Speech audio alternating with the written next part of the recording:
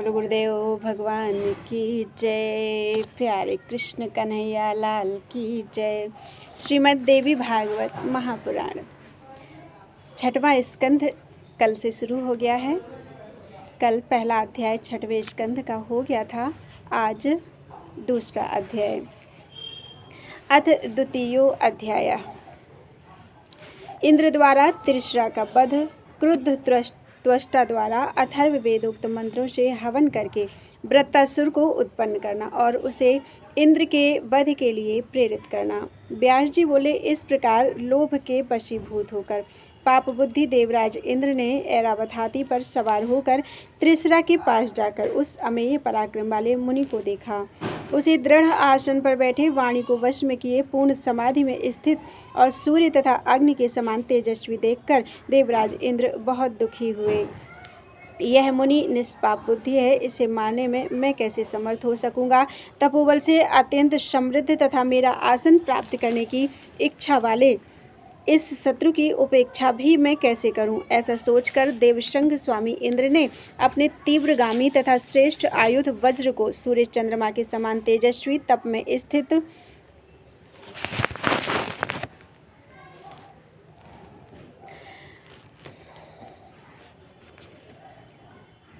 मुनि त्रिशरा के ऊपर चला दिया। उसके प्रहार से घायल होकर वे तपस्वी उसी प्रकार पृथ्वी पर गिर पड़े और निष्प्राण हो गए, जैसे वज्र से विदीर्ण होकर पर्वतों के शिखर पृथ्वी पर गिर पड़ते हैं। यह घटना देखने में बड़ी अद्भुत थी। उनको मारकर इंद्र प्रसन्न हो गए, परंतु वहां स्थित अन्य मुनिगण आर्त स्वर में चिल्लाने लगे कि हाय हाय, सौ यज्ञ करने वाले पापी इंद्र ने यह क्या कर डाला।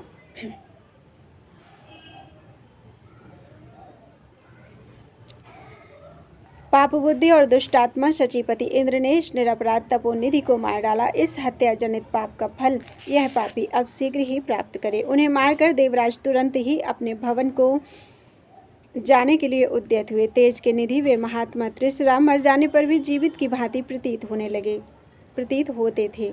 उसे जीवित की भांति भूमि पर गिरा हुआ देखकर अति उदास मन वाले वे व्रतहंता इंद्र इस चिंता में पड़ गए कि कहीं यह फिर जीवित न हो जाए।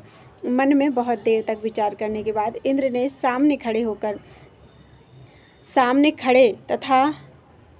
तक्षा अर्थात बढ़ई को देखकर अपने कार्य के अनुरूप बात कही। हे तक्षण, मेरा कहा हुआ करो, इसके सिर काट लो जिससे यह जीवित ना रहे। यह महातेजस्वी जीवित ना होते हुए भी जीवित की भांति प्रतीत होता है। उनकी यह बात सुनकर तक्षा ने धिक्कारते हुए कहा। तक्षा बोला, ये अति विशाल कंधे वाले प्रतीत हो रहे हैं, मेरा परशु इस कंधे को काट नहीं सकेगा, अतः मैं इस निंदनीय कार्य को नहीं करूँगा। आपने तो निंदित और सत्पुरुषों द्वारा गर्हित कर्म कर डाला। मैं पाप से डरता हूँ, फिर मरे हुए को क्यों मारूं। ये मुनि तो मर गए हैं, फिर इनका सिर काटने से क्या प्रयोजन। हे पाकशासन, कहिए इनसे आपको क्या भय उत्पन्न हुआ है। इंद्र बोले, यह निर्मल आकृति वाली देह सजीव की भांति दिखाई देती है। यह मेरा शत्रु मुनि पुनः जीवित ना हो जाए, इसलिए मैं डरता हूँ। इंद्र बोले, मैं बाद में पाप के नष्ट होने के लिए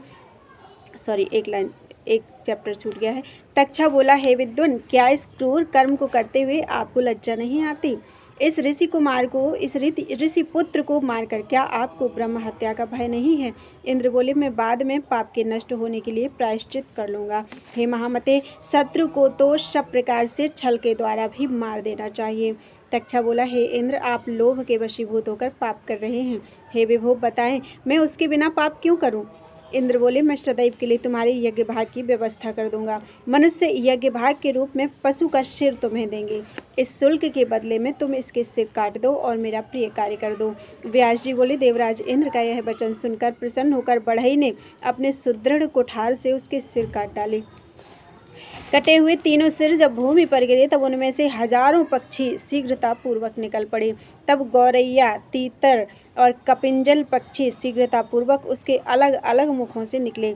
जिस मुख से वह वेद पाठ और सोमपान करता था, उस मुख से तत्काल बहुत से कपिंजल पक्षी निकले।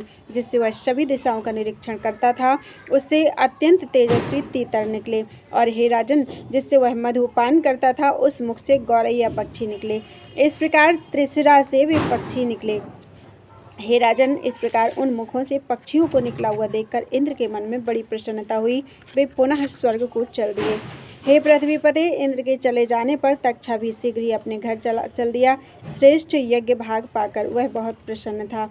इंद्र ने भी अपने महाबली शत्रु को मारकर अपने भवन जाकर के ब्रह्म हत्या की चिंता न करते हुए अपने को कृतकृत्य मान लिया। उस समय परम धार्मिक पुत्र को मारा गया सुनकर त्वष्टा ने मन में अत्यंत क्रोधित होकर यह वचन कहा, जिसने मेरे निरपराध मुनिवृत्ति वाले पुत्र को मार डाला है, उसके वध के लिए मैं पुनः पुत्र उत्पन्न करूंगा। देवता लोग मेरे पराक्रम और तपोबल को देख लें, वह पापात्मा भी अपनी करनी का महान फल जान ले।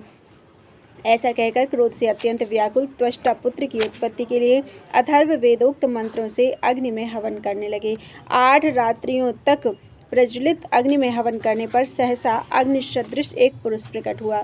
वेगपूर्वक अग्नि से प्रकट हुए और अग्नि के सदृश प्रकाशमान तथा तेज बल से युक्त उस पुत्र को अपने सम्मुख देखकर त्वष्टा ने कहा, हे इंद्र शत्रु, मेरे तपोबल से तुम शीघ्र बढ़ जाओ।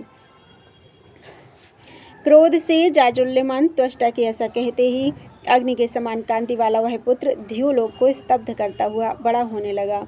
बढ़ते बढ़ते वह पर्वताकार विशाल और काल पुरुष के समान भयानक हो गया। उसने अत्यंत दुखित अपने पिता से कहा, मैं क्या करूं? हे नाथ, मेरा नामकरण कीजिए। हे सुव्रत, मुझे कार्य बताइए। आप चिंतित क्यों हैं? मुझे अपने दुख का कारण बताइए। मैं आज ही आपके शोक का नाश कर दूंगा, ऐसा मेरा दृढ़ संकल्प है। जिस पुत्र के रहते पिता दुखी हो, उस पुत्र से क्या लाभ? मैं शीघ्र ही समुद्र को पी जाऊंगा, पर्वतों को चूर चूर कर दूंगा और उगते हुए प्रचंड तेजस्वी सूर्य को रोक दूंगा। मैं देवताओं सहित इंद्र को तथा यम को अथवा अन्य किसी भी देवता को मार डालूंगा। इन सबको तथा पृथ्वी को भी उखाड़कर समुद्र में फेंक दूंगा।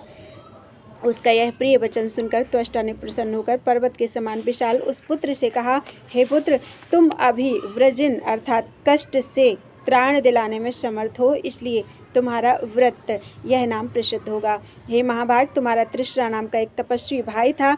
उसके अत्यंत शक्तिशाली 3 सिर थे।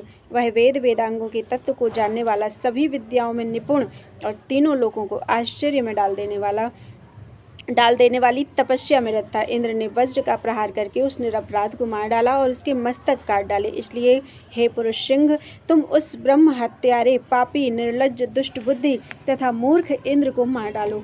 ऐसा कहकर पुत्र शोक से व्याकुल त्वष्टा ने विविध प्रकार के दिव्य तथा प्रबल आयुधों का निर्माण किया और इंद्र का वध करने के लिए उस महाबली व्रत को दे दिया। उनमें खड्ग, शूल, गदा, शक्ति, तोमर, सारंग, धनुष, बाण, परेघ, पट्टे, सुदर्शन चक्र के समान कांतिमान हजारों अरों वाला दिव्य चक्र, 2 दिव्य तथा अक्षय तरकश और अत्यंत सुंदर कवच एवं मेघ के समान श्याम आभा वाला सुदृढ़ भार सहने में समर्थ और तीव्रगामी रथ था। इस प्रकार हे राजन, समस्त युद्ध सामग्री तैयार करके क्रोध से व्याकुल त्वष्टा ने अपने पुत्र को देकर उसे भेज दिया। इति श्रीमद्देवी भागवते महापुराणे अष्टादशसहस्रयां संहितायां षष्ठ स्कन्धे त्रिशिरवधानन्तरं व्रतोत्पत्तिवर्णनं नाम 2 अध्याय। बोलो वृंदावन बिहारी लाल की जय।